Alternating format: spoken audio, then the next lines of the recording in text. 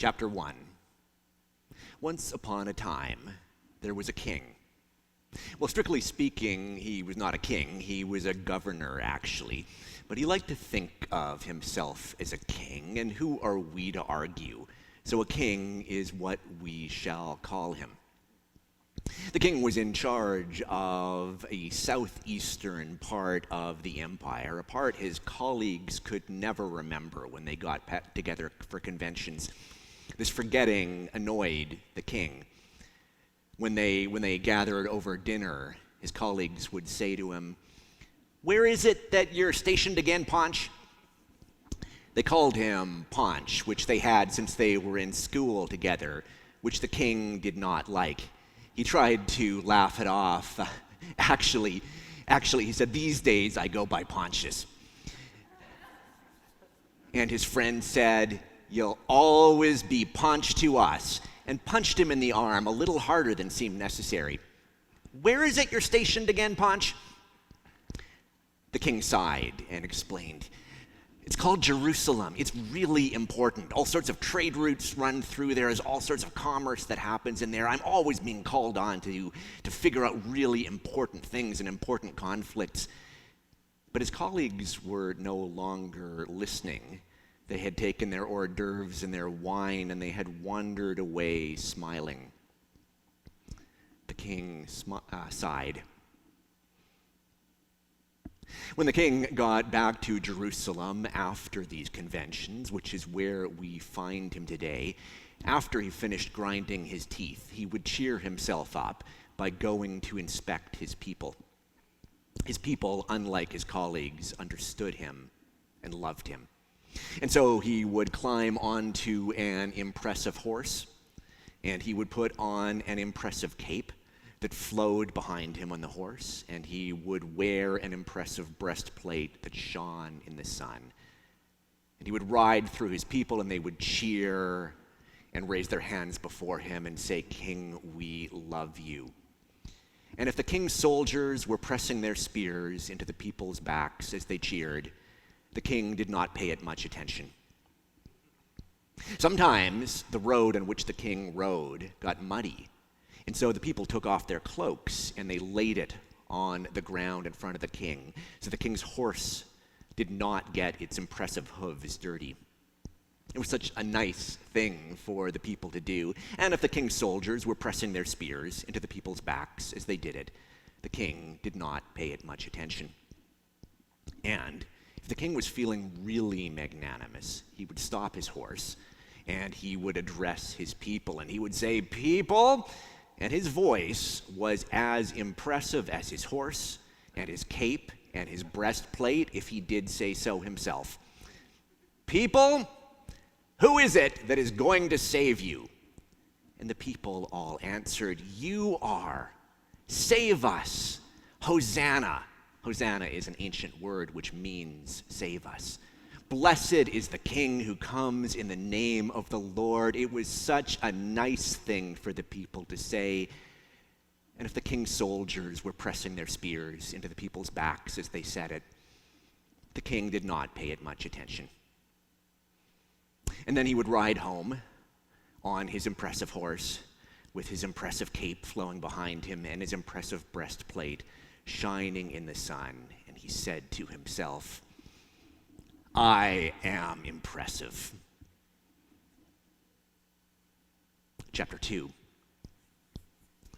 But there was a doubt nagging the king.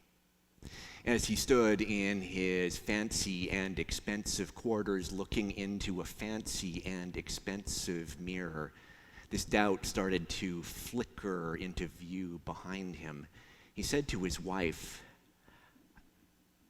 "I'm starting to worry a little bit. I mean, I know this is crazy, but I'm starting to worry that people don't actually like me very much." He knew it was an absurd thought. Of course, people loved him. They all said that they loved him and he was going to save them, and who would lie about a thing like that? But the doubt stuck around. And that night when he went to bed, the king dreamed terrible dreams. In one dream, he was riding on his impressive horse with his impressive cape and his impressive breastplate. But when he looked out into the crowd, he did not see adulation, he did not see love, he did not see deference. Rather, he saw the faces of his colleagues. There was laughter in their eyes, and it was not a kind laughter. One of his colleagues looked at him and shouted, "Nice horse, Punch!" The king almost woke up then. He kicked off his bed sheets. It was so hot. But he didn't wake up. He kept on sleeping, kept on dreaming. And then he had a very different dream. In this dream, he met a man who told stories and healed and cast out demons and fed people and forgave and turned water into wine. The king had a feeling he could not name encountering this man. And when he woke up before the sun rose that morning, he knew what he would do. Chapter 3. Sometimes in folk tales and fairy tales, there comes a moment when a royal in the royal palace takes off their crown and takes off their finery, and they go put on the clothes of commoners, and they sneak out of the castle to see how other people live. And the king resolved that on this day, this was exactly what he was going to do. So when he got up, he did not put on his breastplate, and he did not put on his cape, and he did not go and ride on his impressive horse to his office, where he had a day full of meetings to decide who was going to be crucified and who would be released. Instead, he went down to where the servants kept all of their things. And he found a pair of sandals, well-worn sandals, that fit him. And he found a hat, a beaten hat, and pulled it low over his head. And he found an old cloak and put that on. And then he snuck out, his own fairy tale. The sun was just rising as he left the castle and went out into the city. The song of birds being joined by the song of people. Soon there were people everywhere shouting and talking, opening stores, going to school, beginning their day. And the king was nervous. He was nervous that he would be recognized. But no one recognized him. Without his horse and his cape and his breastplate, no one recognized him at all. They were not used to seeing him so low down to the ground. And so the king relaxed, and he started to take in everything around him, the smell of tea and of fruit in baskets, fabric of all sorts of colors displayed on tables, and laughter and prayers and music dancing off of the walls. It was amazing.